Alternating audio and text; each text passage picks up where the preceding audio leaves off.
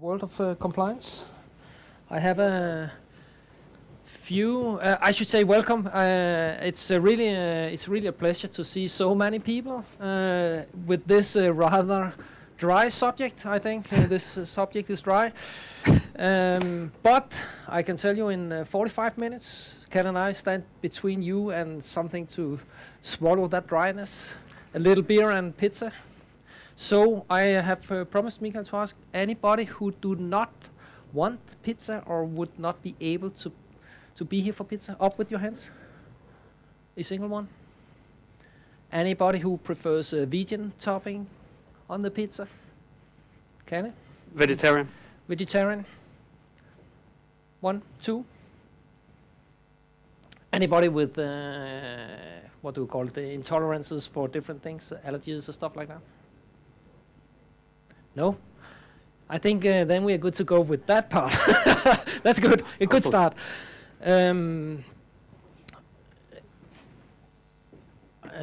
Yes, I will get into that in a short while. Tiago's here. If you want to interrupt with a question, he has a mic, and you need to speak into the mic because we want to record it for all the. I don't know. I heard billions of people out there watching this. Let's see how far it goes. So, without further ado, I will go a little into the subject. But first, a very, very few words about who are we. Trollby. The guy in the corner is the one you should look at. He's the CEO of Trollby. He's called Matt Waltz. He's an American citizen who works in the U.S. Joined Trollby 2 years ago, a little more than 2 years ago, and has transformed the entire company. If you notice his T-shirt or sweatshirt, it has a little head with his profile and a set of moose antlers on top of it. And that's because Matt, the first time he was in Malmö, Eric persuaded him to go to Moosehead and have a beer. And now it's like Moosehead is the place for him. So every time Matt is here, we need to go to Moosehead and eat elk stew and drink some IPA. Unfortunately, they took out the elk stew from the menu, so maybe we would have a new place to go the next time. I don't know. And the people from Malmö usually know that Moosehead is kind of frowned upon if you're from Malmö. So most people are tourists going there. Yeah. So but I'm a tourist as well. So what do we know? So who are we here today? Calle and I. Calle, you can present yourself. Hi, my name is Carl Wolff. I've been working with Trollby since 2016. I have been here presenting before in the user group called IoT Malmö. So that's part of why I joined Trollby as well. Even if it didn't become IoT in the end, there was a huge promise to work with IoT kind of devices. Today, my role is principal engineer, and what I do on a day-to-day basis, I mainly work on DevOps related items such as pipelines and making sure the system runs. And our company is mainly a JavaScript shop, and that's not my strongest code language right now. So I probably became a YAML engineer, I believe. Okay, thank you, Calle. I will do some of the presentation as well. My name is Lars. I joined Trollby a little more than a year ago, so I'm part of the new crew there. I'm from a very western part of Malmö, so west that it's on the other side of the bridge. You can probably hear that. And besides managing the engineering department, I learned within a few hours of being employed in Trollby that I had one very, very important role which kind of overshadows everything else, and that is to make sure the fridge is filled with beer. So thank you, Alex. I understand that's super important. I don't know how well I perform in that. That's a new one. So a little about who are you guys? So hands up if you fit I'm a developer, tester, in operations, I do design, or I'm another hacker type. Hands up. I'm not, by the way. Calle, maybe you should put your hand up. Okay. If you fit the other one, Scrum Master, the leader, the overhead, up with your hands. Oh, we have a few of those. And somebody on the more on the compliance QA test. Wow, interesting. And somebody I didn't mention. Something that falls. Should I ask what? No, okay, good. That's cool. Oh, that's a good mix, actually. So the topic today is agile compliance, and is these things compatible, or is it like a fight? Is it this time agile is a bit on top of the compliance, at least in that picture? You could argue that a French bulldog is not super agile, and I would agree with you. You could also argue that compliance is a extinct monster. So, end of story, perhaps. Or is it more like agile and compliance should sort of work well together? This is an OpenAPI generated image, as you probably see. So it's if you want to have a watercolor Van Gogh with a T-Rex in love with a bulldog, this is what you get. Yeah, DALL-E, the OpenAPI. Yeah, sorry. Yeah, amazing what that thing can do. It's crazy. If you ask the chatbot, how would you classify compliance and agile, it would spit out these things. That compliance, it's about rules and regulations and following things in a process, where agile is about being flexible, do rapid iterations, and if you look at the manifest, it's about responding to change or following a plan. So kind of seems to me, at least, like these things are not very compatible. I mean, one is very rigid and driven by, if you do this, then that will happen, whereas the other is kind of like look out through the front window and adapt to what is actually out there.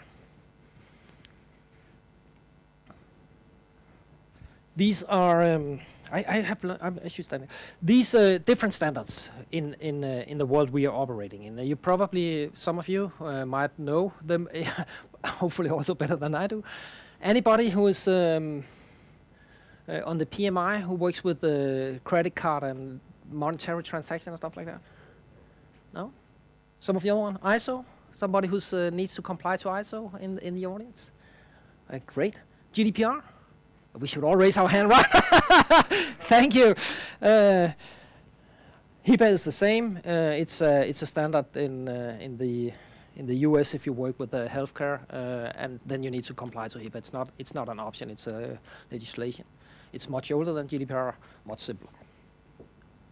Okay, so quite a few things. What should I put in? What should the trial be do? We are on a journey to become compliant. Which one should I pick? Any good takes out there? It's a new directive in Yeah. has to be turned into law in a couple of years, and it covers a variety of sort of importance categories. I'm sorry. No. I'm NIS sorry. 2. NIS 2. NIS 2. Yeah. That's weird. NIS 2. It covers things like critical infrastructure, banking, food preparation, and those kinds of things. So Okay. it has weird categories, but we have to be compliant, or you get fines like GDPR or more. Oh, I didn't know that. Thank you. I learned something today. Anything I didn't. I mean, something I didn't mention, which would it be important to put on that thing? I can tell you what we are doing, but so one of our challenges in the trial is was because we did select one of those. So I will get back to that. But was what of all these things should we really try to be compliant at, and why, perhaps? So we went with this one, HITRUST. HITRUST is, we're not certified yet. We are in the process of becoming certified. HITRUST is an American standard. It's a not-for-profit organization that produced this common safety framework to spread it into the world and to make sure that we are all in a good shape. And it's also a for-profit organization that builds services and software and compliance consultancy around that framework. So it's in both. It's modeled like the ISO standard. A lot of this is the structure of the compliance thing.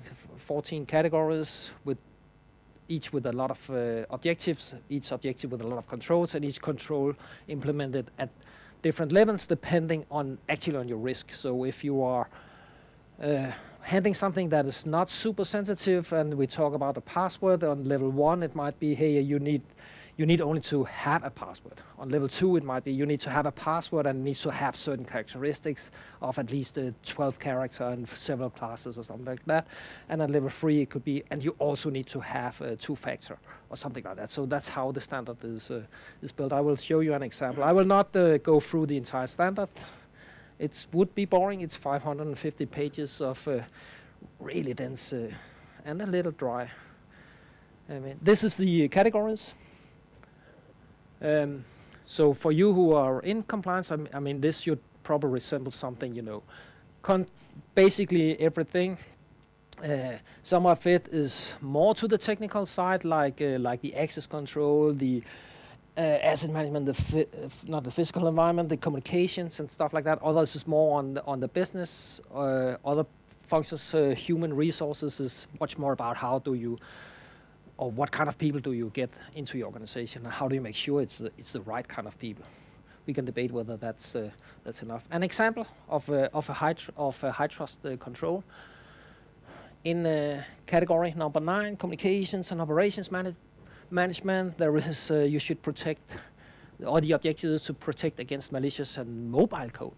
Interesting way of formulating it. And under that there is a control called controls against malicious code, and this is on the first level, what do you need to do? Don't read all of that, I don't expect you to do that, but it's because it's not the whole thing. I condense it to fit into the slide here, but it's about yes, install antivirus, malware, use only allowed whitelisted software, checking files, and blah blah blah. It's a lot of things really for that one control, and there's 156 of it. And now what, as a software developer sometimes, I can only install whitelisted software. Any of you work in that, in an environment where you can only install whitelisted software on your developer computer? Wow, how do you manage? I mean, I used to do that, and after spending a few weeks trying to get the piece of software, some regular expression program I wanted to use into my computer, I simply gave up and found somebody in the organization who could tell me to install that thing without kind of hacking around the system. I needed to, otherwise I could not provide anything. So that's one of the dilemmas, I think. Sometimes these control goes way too deep into things. I could also say, hey, I trust Calle, I trust Thiago, I trust the other guys to put code into my system. I don't check all the commits they do. I check a few of them. I cannot read JavaScript, so I'm very easily confused. And I trust them to put in that thing, but I do not trust them to know when to click on an attachment in an email, right? That's kind of weird, I would say. So a little, so that is another challenge. How can we stay a little creative, agile, and have all these things present? And Calle has the answers, or some of them, I hope, in a short while. Should we envy those, the car manufacturers, right? They have you all know the NCAP, right? It's a score from 0 to 5 stars, depending on how safe is your vehicle. I assume most of us would want the Tesla, because it seems like those guys, they have a hard time. It's an old, I forgot the name of the brand. Never mind, this car is more than, it's 20 years old or something like that, so it's not even fair to combine, but it also tells a story about how the entire car manufacturing has developed from building pretty unsafe cars until very safe cars. Now Tesla is one of the best, so it might be unfair. But here, I mean, for this to be, how can I say, compliant, it's something you don't have to do to sell cars in Europe, but I guess if you are on less than 4 stars, I guess you won't sell many cars, and especially not in Sweden. Well, I mean, you invented the security for Christ's sake with Volvo and everything. And they don't talk about anything about your processes or how you behave. It's just, I take your product, I throw it into a wall and see how safe it is, and then I give you a score based on that. I kind of envy those guys to a certain extent. And I think, Calle, with that, I will leave the scene with you. Thank you. I mean, these guys make it pretty simple. They put a score on the final result, and if it has a bad score, you don't buy the car, right? It's very easy. You find it in magazines. Who would ever get a car for the newborn, and it has a number 2 on the rating? You would never get that car. It makes it easy to sell your software or your product. In our case, we sell software, and that has so many different levels. And you saw the 14 controls over here before. That is the simple part of it, but how many of them relates to what we do on a daily basis when we do software development? Maybe not all of them, but I would probably argue most of them. And when I joined Trelby, this was my feeling. So we had a DPO at this point. One of the founders, Jonas, he was taking care of all this documentation processing. And it was not as extensive back then as it is today. The first couple of years, I think I spent,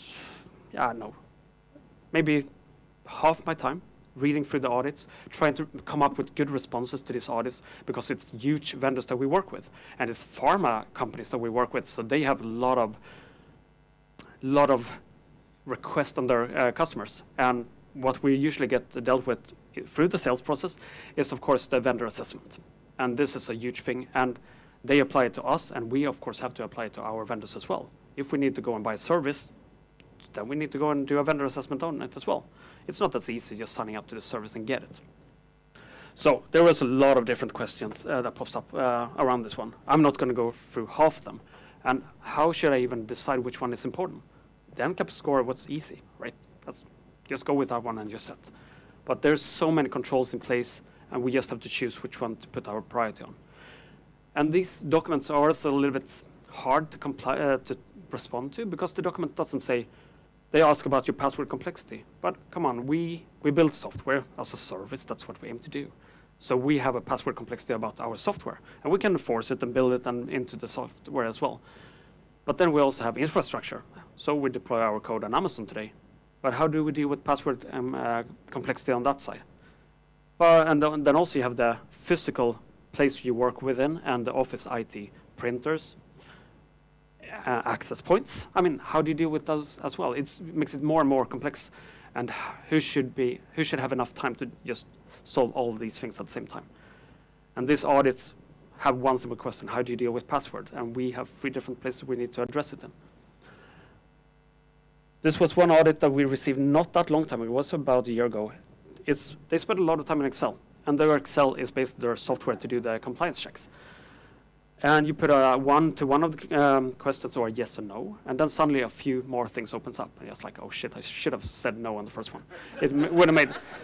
And of course, but you also know that you're competing with other customers or other potential vendors to this huge pharma company, and you want to win this bid. And you want to say yes, and then you have to go research what this yes means, because you cannot simply say yes. Just say, you're GDPR compliant, sure, why not? Say yes, we have to be, so. But how do we choose? Of course, if you come from a tech side, OWASP might be your guideline. OWASP it comes from a tech background.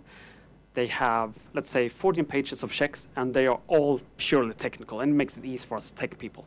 It's like, password, do this. The API validation, check all the properties that comes in. It makes it very easy for us. So, anybody that work with audits hate this one. Or they love to say it. Every freaking auditor that I met have it. If it's not documented, it did not happen. And I met the first auditor. We employed a consultant coming in from a huge CRO, a clinical research organization that sits in the neighboring city. And he has been working on the auditing side for a long time. And it said, like, what's your version number? I was like, oh shit, we do microservices.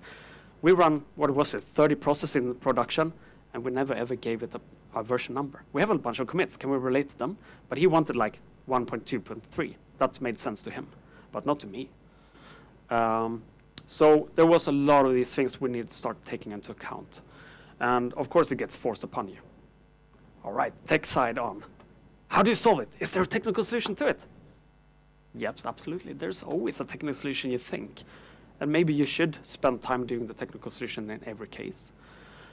As my colleagues know, I love Node-RED. I can automate basically anything, and it's a small little software that can help me solve small issues.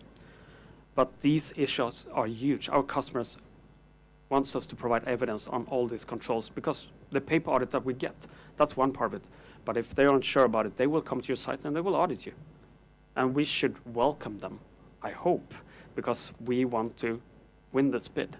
We also want to make a deal with them over time because that's what funds our company and venture capitalists. So Befriend compliance instead. How can you deal with this in a better way? So can you document your current workflows? Yes, absolutely. That makes it easy. You might be working in a Scrum environment. All right, document your workflow. How do you deal with an incoming ticket? How do you derive user stories out of it? And how do you finally solve it? And we can solve the same thing with some part of the compliance documents at least. So if it's going to be the software development lifecycle, the SDLC, all right, look for automation opportunities. Can you, for example, show the proof of code review has been completed? Sure, you can do that. Can you say you applied the last patches?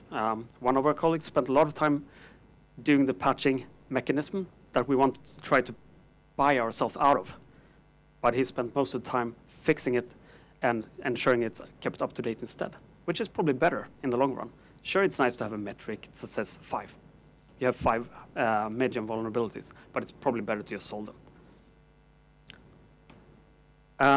So there will be an automation for some of it at least. And you can probably write these kind of user stories, automate compliance reporting. All right, as a developer, I want to automatically generate a release bill of materials. Bill of materials, as you might know, is a recurring thing that comes with compliance as well. There's a lot of software that solves it for you, and definitely use it. Or I want to be able to restore backups regularly. I don't want to. I mean, what need do I have for them? I might need that on my local setup in order to try out or test the latest bug that we found in production. But you can also make it part of the audit because the customer will ask it in the audit, do you do backups? Yeah, of course we do. That's what we have. Do you test your backups? Yeah, I think so. But maybe, can you make it part of your normal workflow? So instead, you solve it and it's done. And as you know, automation might be done through a CI/CD pipelines. Can you just give them the pipeline and say we do it on an hourly basis? They probably only ask you to do it once a year. But can you do it on a daily basis instead? So some things that I wish we would have taken into account already from the start. I mean, starting a new project in a regulated industry, of course, go through all the HITRUST documentation if that's what you need to be. Ask the customer what kind of audits they would perform on you and try to extract what you can from it. But then as soon as you go in, version everything. I envy my wife's company. They actually do all the documentation handling in Subversion. Not I envy Subversion, that's not the thing. But they version everything there. They don't put it in a Dropbox folder. They put it there because they can follow it over time and they will know a document changes. Of course, software development, always, most people might be using Git. And you can use this for a lot of different things, such as your infrastructure as code. You could basically put that part of the software development lifecycle and put it in the hands of the auditor when they come, say, this is what happened yesterday. Bill of materials, of course, automated. It makes it easier for yourselves. Can you avoid naming your servers? Of course. Do we do it today? No, we don't. But you know this idea about not giving your servers a pet name? Be prepared to get rid of the server the next day and restore it with a new one. Because if you do, then there might be things you don't have to think about. Maybe the whole patching mechanism is just part of this thing from the start. How do you keep your computer up to date? How often do you do it? Every day. We throw the computers away every day. Then it's done. And of course, dependency updates, that comes for granted. There's a lot of these things that would not be possible to do if you don't have a pretty well-tested system, though. That should probably be said. So to this developer, Thomas, who sits up here, who's spending a lot of time fixing all the vulnerabilities that we had, he was pretty eager to put in the testing first and put up a long roadmap for that one before we put in the automatic dependency updates. I'm a tool guy. A couple of years ago, said, let's get RenovateBot into the play, and it's going to fix everything for us. Well, now it does. And of course, think about security early on. If you know your customer, what they require, you can start thinking about it early on, and it's much easier to think about it than later. And do always consider local regulations, because otherwise you're screwed. But tech is not always the weakest point, right? As Lars presented before as well. This was a document presented just, an article published on Sydsvenskan just the other day. So apparently, people might be a problem as well. No matter what security measures you put into your system, there might be still an issue here. And we have had people work on the company as well. They joined the company, and they were probably announced on the LinkedIn or something, and somebody targeted them right away and asked, yeah, can you go and buy these kind of Amazon vouchers? And she went and bought a bunch of them. I think she spent around $5,000 on them. And then she's like, oh, maybe this was not great. And of course, we returned them. But there was some extra check around it. But you have to trust the people in the organization to do the right thing as well. Sure, you can bombard them with a lot of software installed on the application and on everybody's computer. We have a few of those endpoint security applications installed. And I can say yarn install is 5 times as slow running it. It's horrible. And it really, Docker might provide some, on a Mac at least, provide some extra timing, but the endpoint security is even worse. So in the end, all these kind of things you put in place will bombard your computer with a lot of extra restrictions in them. Still, they didn't manage to catch this one. And social engineering and social hacking is a big thing as well. So of course, over time, we will face a few challenges, and I think Lars will continue on this side.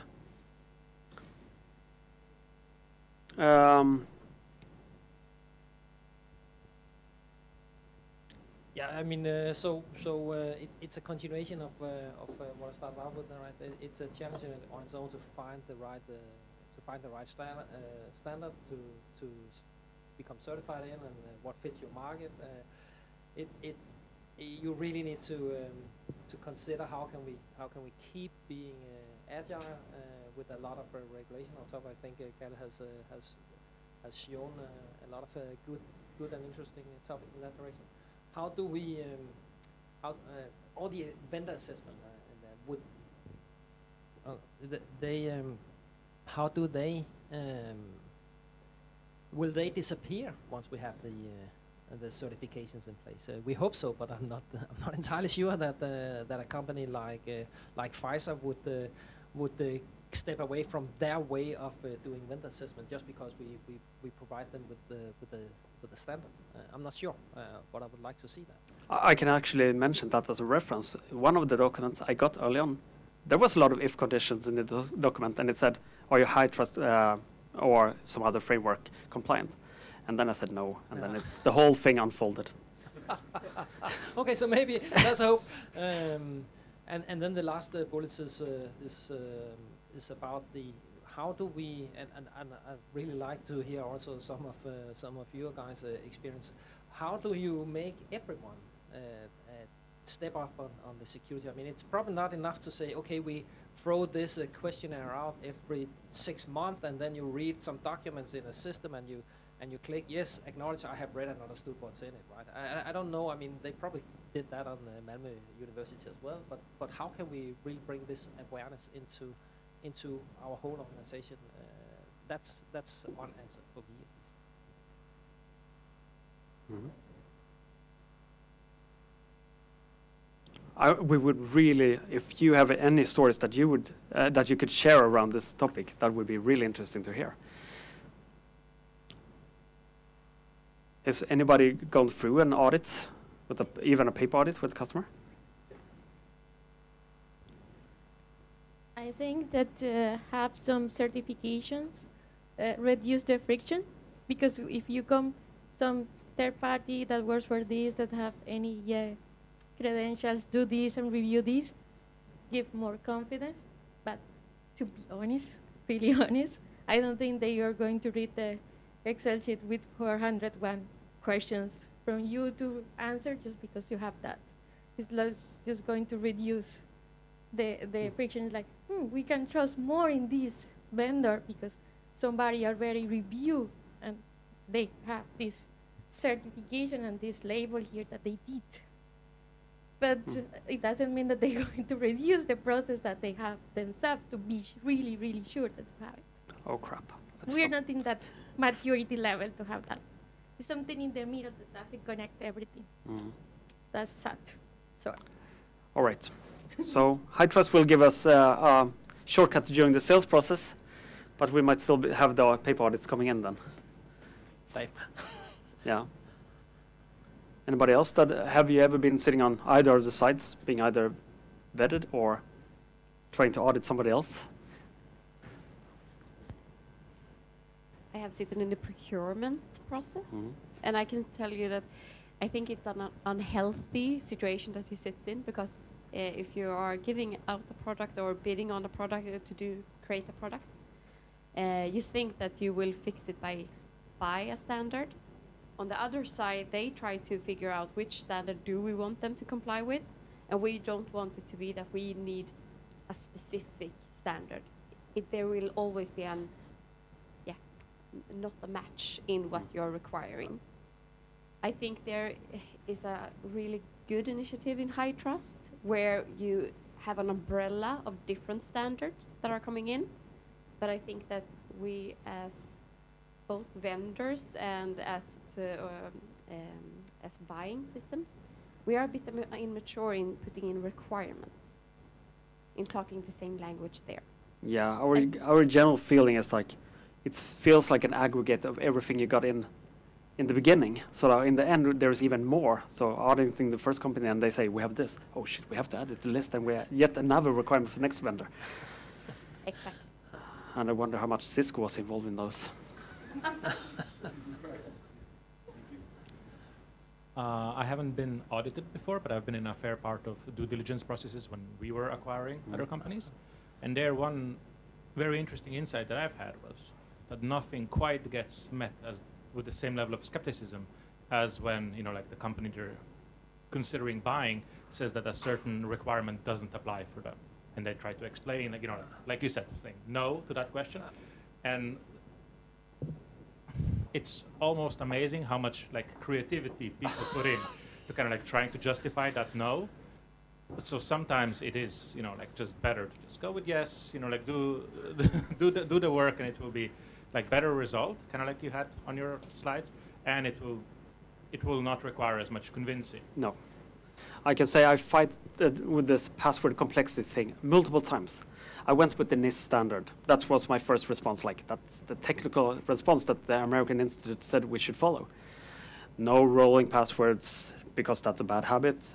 No complexity classes, and ensure it has a huge entropy instead. And the customer still said free password classes. And it was hard to get out of. And we try to build a multi-tenant system, so we have to apply the same thing, or we don't have to, but we currently apply the same thing to any user coming into the system. And then suddenly that user might go into 3 different studies, which have 3 different top vendors. And then they all have 3 different standards to follow. And that makes it rather inconvenient from time to time. But it's still interesting challenges to solve. And as you said, the shortcut is just, sure, we change it. And that's what we did. And then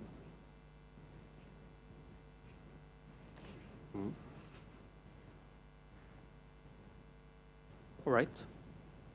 I think we're getting closer to food. It's not really there yet. So anybody else have more stories that they might want to share, or some shortcuts that you would suggest that we would take in order to? And I'm saying the good shortcuts, not shortcuts that would bite us. Are you using any parties components? Oh, Okay, it was on. Okay. When I've answered to those big tender and procurements, there's lots of questions around third-party software, and it's hard to. Usually, we don't have it, but then do you have lots of questions around that when you are doing procurements? yeah, so around that. So with the software we currently build all our software in JavaScript. So JavaScript has a lot of components. Yeah. And those packages are each a third-party component or a library that somebody built. And that one is also then built on something else. So there's a huge dependency tree. Should you vendor each of those dependencies, or how do you actually go about that thing? It's much easier to say, yeah, we run Amazon, we have some additional services such as Twilio, and that makes it easy. We have a name, we have a contact person on the other end. But when there's a huge lot of open source packages around, how do you deal with it instead? Maybe you have to be a little bit more picky what packages you choose. But yes, we have a lot of third-party dependencies. And that's something we, during due diligence processes, as you mentioned before, during the buying process, then we had to go through that, and we had to go through the bill of materials to see which one we're using, and also what license were they using, because we want to get rid of some GPL-based licenses. So there's a lot. And it would be nice to not use any third-party dependencies, but it would also extend the development time.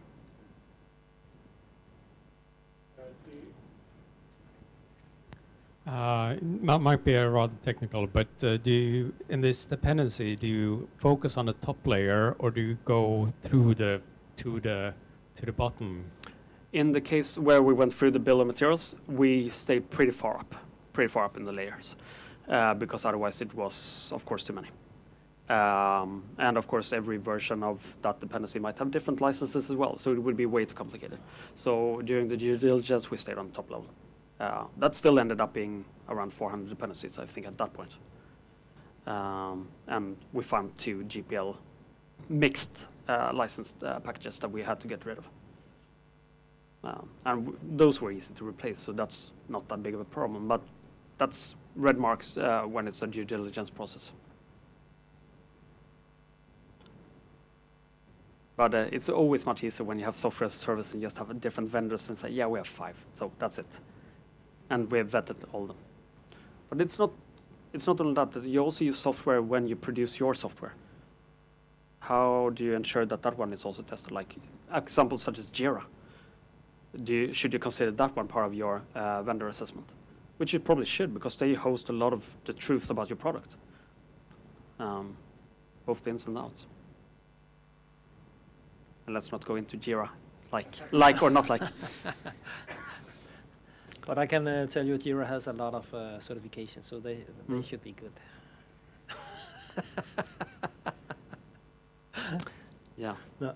So anybody on the organization, the training, what do you do in your companies to keep this awareness, both on on everybody working on it? Everybody has a certain obligation to behave reasonable, but we also only human beings, right? So what do you do, and especially being leading the engineering department, my interest is how do you keep all the technical guys on top of threats and make sure that they design a secure system?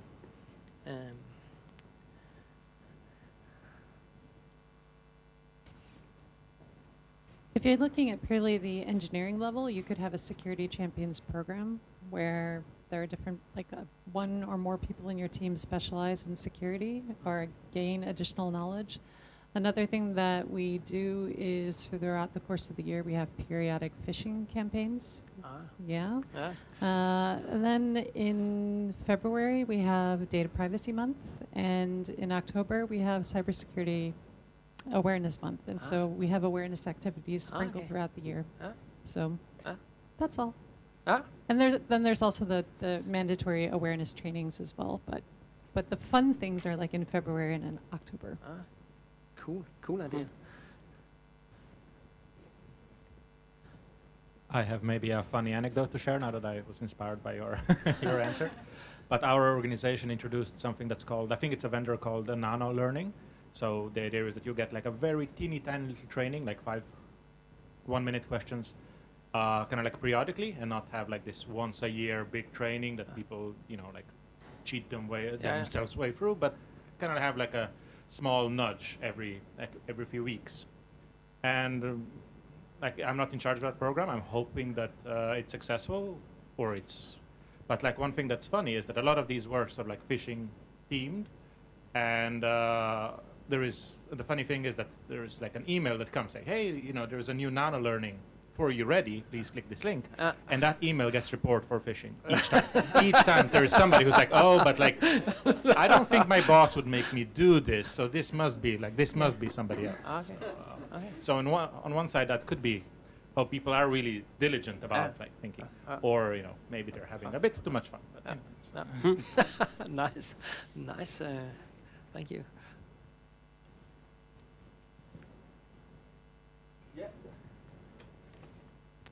Sorry, this used to be my responsibility. In addition to this, there are also platforms out there to help engineers specifically learn good, like secure coding skills, secure, secure Terraform templating, blah, blah, blah, like Secure Code Warrior and things like this. So, and it's kind of fun, it's gamified, you learn how to do it along the way, and we've had some success, like people really got into it and came out at the other end, and they know exactly all of the wrong things to do in languages and how to avoid it. And then other people who are like, it's not so interesting. So it's kind of hit or miss with that kind of platform, but that's also an opportunity as well. But hopefully people then team together through code reviews and so on can help each other out to reach a good security level anyway, or posture.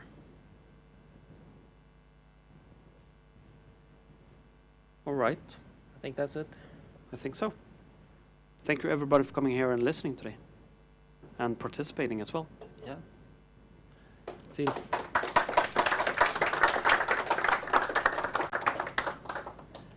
we managed to turn this one off.